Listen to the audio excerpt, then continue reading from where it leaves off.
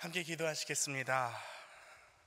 거룩하신 하나님 아버지, 이 시간 주님의 말씀 앞에 나아갑니다. 우리의 생각과 감정을 잠잠하게 하시고 성령께서 주님 말씀하시도록 우리의 귀와 마음을 열어주옵소서. 사람의 말이 아니라 하나님의 음성이 선포되게 하시고 말씀을 듣는 모든 심령마다 성령의 기름을 부으셔서 이 시간 이후 우리의 발걸음이 어둠이 아닌 빛 가운데로 옮겨지게 하옵소서. 특별히 이 자리에 모인 한 사람 한 사람이 주님의 부르심에 반응하며 삶의 자리에서 빛을 발하는 주님의 제자가 되게 하옵소서. 이 시간이 주님만을 높이고 아버지께 영광 돌리는 거룩한 시간이 되게 하옵소서. 살아계신 예수 그리스도의 이름으로 기도드립니다. 아멘. 오늘은 마태복음 5장 14절로 16절 말씀을 가지고 빛을 선포하라 라는 말씀을 함께 나누겠습니다. 우리 함께 다시 한번 말씀을 읽겠습니다. 마태복음 5장 14절로 16절 말씀입니다. 할렐루야. 너희는 세상의 빛이라. 함께 읽겠습니다. 너희는 세상의 빛이라. 산 위에 있는 동네가 숨겨지지 못할 것이요 사람이 등불을 켜서 말 아래에 두지 아니하고 등경 위에 두나니 이러므로 집안 모든 사람에게 비치느니라. 이같이 너희 빛이 사람 앞에 비치게 하여 그들로 너희 착한 행실을 보고 하늘에 계신 너희 아버지께 영광을 돌리게 하라. 아멘. 건강한 교회라고 한다면 이 세 가지, 적어도 이 세 가지는 꼭 살아있어야 한다고 말합니다. 첫 번째는 예배가 살아있어야 합니다. 이거 당연히 아실 것이라 생각합니다. 예배가 살아있고 뜨거워야 합니다. 두 번째는 무엇일까요? 모이기를 힘써야 합니다. 모여서 함께 사랑하고 교제하며 함께 선한 일을 꿈꾸고 함께 교제하는 것 너무 중요합니다. 또 세 번째는 무엇일까요? 이것도 너무 중요하고 또 너무나 다 아실 것 같습니다. 전하기를 힘써야 합니다. 그런데 우리가 살고 있는 이 시대에 가장 어려운 것을 뽑자면 저는 이 세 번째, 전하는 것이 가장 어렵지 않나라는 생각이 듭니다. 물론 첫 번째, 두 번째도 정말 어렵고 힘쓰고 또 열정적으로 우리 함께 하나님께 구해야 되는 것은 맞지만 세 번째가 가장 어려운 이유는 첫 번째로 뜨거운 예배와 뜨거운 공동체 모임이 없으면 세 번째는 이루어지지조차 않는다라는 것이죠. 뿐만 아니라 세 번째가 어려운 이유는 또 있습니다. 팀 켈러 목사님의 탈기독교 시대의 전도라는 책이 있는데요, 이 책에서는 이 시대의 전도가 얼마나 어려운지 탁월하게 설명하고 있습니다. 한번 보시면 그것이 무엇이냐면 최근 수세기 동안 모든 사람 안에는 신성한 질서체계라는 것이 내재되어 있다고 말합니다. 또한 초월적이고 초자연적인 세계가 도덕의 근거가 된다고 최근 수세기 동안 믿어왔다고 하는데요, 또한 사람이라면 자신의 감정과 상관없이 따라야 하는 옳고 그름의 기준이 있다는 믿음을 모든 문화가 공유해 왔다고 합니다. 넘겨주세요. 그런데 이 후기 현대 사회로 들어오면서 개인의 자유라는 그런 명분을 내세우며 인간이 수능해야 할 초월적 세계란 없으며 스스로 가치관을 정하고 인생의 의미를 만들어야 한다는 등 역사상 처음으로 신성한 질서를 거부하는 문화가 형성되었다고 합니다. 이 말이 뭐냐면, 즉 절대적인 도덕은, 절대적인 진리는 없다고 말하는 시대가 되어버린 것입니다. 우리 주위를 둘러보더라도 이렇게 생각하고 말하는 사람을 많이 만나보셨을 거라는 생각이 듭니다. 제 친구 얘기를 하자면, 제 어렸을 때부터 가장 친한 친구였는데 그 친구가 오랜만에 만나서 식사를 하는데 이렇게 말을 해요. 제가 먼저 복음의 진리를 전했습니다. 근데 그 친구는 이렇게 말합니다. 진리는 없다.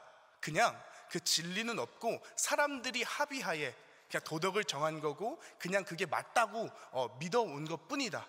덕희 너도 정신 차려라. 오히려 제게 전도를 하려고 한 것이죠. 다른 의미로서. 덕희 너도 정신 차려라. 저는 말했죠. 아니야, 나만 그런 생각을 가지고 있는 게 아니라 한국교회 많은 성도들이 한 분 하나님을 알고 함께 고백하고 있어. 너 또한 예수님을 믿으면 예수님을 통해서 하나님을 믿을 수 있고 하나님을 알 수 있고 하나님의 말씀의 진리를 알게 될 것이야. 근데 아무리 열정적으로 복음을 전해도 그 친구는 아니, 그건 그냥 네 의견일 뿐이야, 그리고 너의 머릿속에만 존재하는 그런 세계관이야, 이렇게 뻐꾸기처럼 다시 말만 반복되는 것 같았습니다. 그래서 저는 이것이 마치 이 친구가 검은 색깔 상자를 뒤집어 쓰고 아니, 빛은 없어, 빛은 너에게만 존재해 라고 말하는 것 같았습니다. 이게 뭐냐면 제 연극 소품이거든요. 마치 이거를 뒤집어 쓰면은 빛이 하나도 보이지 않습니다. 이렇게 빛이 하나도 보이지 않는데 제가 이렇게 말합니다. 빛은 있어. 그 상자를 벗어. 그 상자만 벗으면 너는 빛을 볼 수 있을 거야. 이 사람은 말합니다. 아니, 빛은 존재하지 않아. 많은 사람들이 그렇게 말하고 있고 그건 빛이 있다는 건 네 의견일 뿐이야 라고 말하는 것만 같았죠. 그래서 참 마음이 걸리고 마음이 좀 아팠습니다. 저는 계속 말합니다. 빛이 있다. 그 상자를 벗으면 빛을 볼 수 있어. 빛으로 나와라.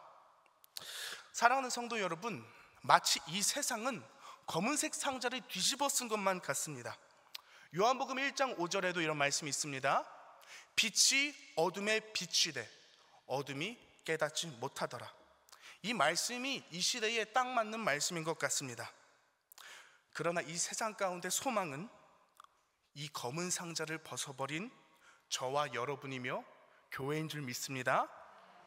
주님은 우리를 빛으로 부르셨습니다. 우리 오늘 본문을 다시 한번 살펴보겠습니다. 마태복음 5장 14절 말씀입니다. 너희는 세상의 빛이라. 산 위에 있는 동네가 숨겨지지 못할 것이요. 오늘 본문은 말하고 있습니다. 우리가 세상의 빛이라고요. 우리가 빛날 때 우리가 산 위에 있건 어디에 있건 그곳이 너를 통해 환하게 비출 거라고 얘기하고 있습니다. 굉장히 희망적인 말입니다. 가슴 벅찬 말입니다. 마치 이렇게 말해주는 것 같습니다. 네가 있는 모든 곳에 사람들이 기쁨을 느낄 거야. 네가 있는 곳이면 사람들이 위로를 얻을 것이고 기쁨을 느낄 것이고 감사를 회복할 거야 라고 얘기하는 것만 같습니다. 근데 우리가 주목해야 할 것은 예수님께서 이 말씀을 누구에게 하셨냐는 말씀입니다. 예수님께서는 거리에서 누구나 다 들을 수 있게 이 말씀을 전하지 않으셨습니다. 이 마태복음 5장은 우리가 흔히 알고 있는 산상수훈입니다. 산에서 전하신 말씀입니다. 따라온 사람들은 아마 예수님의 제자이거나 예수님의 말씀에 감동을 얻고 예수님의 말씀을 듣기 위해서 찾아간 사람들이라는 겁니다. 적어도 불특정 다수에게, 모든 사람에게 그때 당시에 예수님은 전하지 않았다라고 하는 것입니다. 적어도 자신의 의지를 가지고 산을 올라 힘을 내어 예수님을 따라온 자들이라는 겁니다. 이것을 우리와 연관지어서 설명해 보자면 아마 이런 것 같습니다.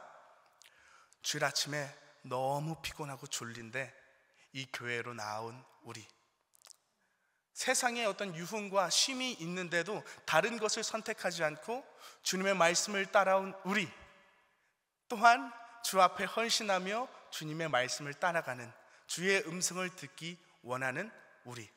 그렇다면 이 말씀은 우리에게도 그대로 적용이 되는 것 같습니다. 나를 따르는 자들아, 너희는 세상의 빛이야.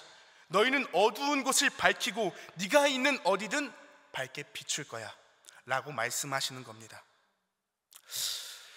사랑하는 성도 여러분, 우리가 빛이라면요, 우리가 세상의 소망입니다. 주님의 말씀을 알고 주님이 선포하시는 진리를 믿고 그 복음을 세상에 비추는 우리 교회가 세상의 소망인 줄 믿습니다. 마태복음 5장 15절 말씀 보겠습니다. 보겠습니다. 시작. 사람이 등불을 켜서 말 아래에 두지 아니하고 등경 위에 두나니 이러므로 집안 모든 사람에게 비치느니라. 아멘. 사람이 등불을 켜서 어디에 두지 않는데요? 말 아래에 두지 아니한다고 합니다. 저는 이게 말이 도대체 뭔가 했습니다. 근데 확실한 건 잉 하는 그 말은 아닙니다. 그 말이 아니라요, 예전에 어떤 것을 덮을 때 쓰는 것, 그릇 같은 것을 말이라고 합니다. 그러니까 어둠 속에 두지 않고 마치 이런 상자를 등불에 넣어놓지 않는다라는 말입니다. 근데 어디에 둔대요? 등경 위에 둔대요. 등경은요, 등불을 올려놓는 받침대를 말합니다. 즉 예수님의 말씀이 이렇습니다. 등불을 켜서 등불이 있어야 할 마땅한 곳에 두신다는 말씀입니다. 사랑하는 여러분, 우리는 등불과도 같은 존재입니다. 그런데 우리가 우리 스스로에게 꼭 물어야 할 질문이 있습니다. 여러분은 말 아래에 계십니까? 아니면 등불이 있어야 할 마땅한 곳에 계십니까? 여러분이 가진 복음을 혼자만 누리고 계십니까? 아니면 복음을 전하는 삶을 살고 계십니까? 우리가 살고 있는 이 시대는 마찬가지로 복음을 전해도 아무리 혀의 지혜로 복음을 전하려고 해도 복음이 잘 전해지지 않는 어려운 시대입니다. 진리가 흩어진 시대요, 진리가 없다고 말하는 시대입니다. 온갖 어둠이 판을 치는 시대입니다. 마치 이 상자를 각자의 머릿속에 씌워 빛이 없다고 믿고 빛으로 나아오지도 못하게 하는 이 시대입니다. 이 시대 가운데서 우리 교회가 마땅히 빛을 내며 살아가고 계십니까? 사랑하는 성도 여러분, 참 어렵습니다. 예수님께서는 우리에게 등불이며 빛이라고 말씀하시지만 우리는 이런 생각에 빠질 때도 있습니다. 내가 어떻게 빛을 낼 수 있겠어? 빛이 너무 약해. 이 나이 먹도록 내가 이제 어떻게 더 빛을 내겠어? 라고 생각하실지도 모르겠어요. 저도 연약하고 정말 주님의 사역을 위해서 달려가지만 제 마음의 빛이 약해지고 약해질 때가 있습니다. 슬럼프에 빠질 때도 있고요, 너무 약해져서 사람들에게 내가 과연 비칠 수 있을까라는 생각을 가질 때도 있습니다. 근데요, 이런 고민은 저와 또 우리만 하지 않습니다. 정말 많은 청년들, 많은 학생들, 수많은 크리스천들이 가지고 있는 생각일 겁니다. 나는 그런 사람 못 되는데, 나 하나 제대로 비추지도 못하는데 내가 어떻게 빛을 낼 수 있겠어?